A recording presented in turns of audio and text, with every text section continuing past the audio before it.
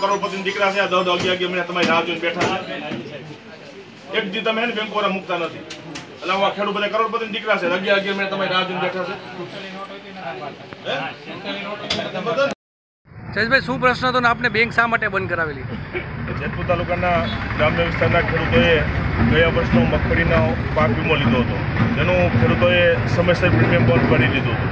અંદાજે 150 જેટલા ખેડૂતો અને જે પાક વીમો મંજૂર થયો મગફળીનો તો 2.5 કરોડ રૂપિયાનું ચૂકવણું બેંકે કરવાનું હતું. હવે બેંકને જે કંઈ ભૂલ થઈ હશે એ વીમા કંપનીને સમયસર પ્રીમિયમ આપ્યું નહોતું અને એ પ્રીમિયમ પરત આવ્યું હતું. એટલે આ ખેડૂતો આજે છેલ્લા 11 મહિનાથી પાક વીમાથી વંચિત હતા.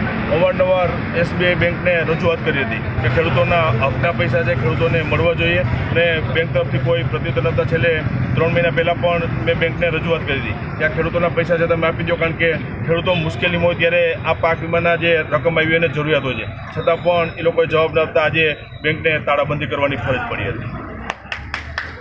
પણ આપ્યું છે કે આવનારા દિવસોની અંદર આનું નિરાકરણ કોઈ પણ હિસાબે બેંકને કરવું પડશે, નહીં તો જેતપુરની અંદર SBIની એક પણ બ્રાન્ચ હું નહીં ચાલવા દઉં.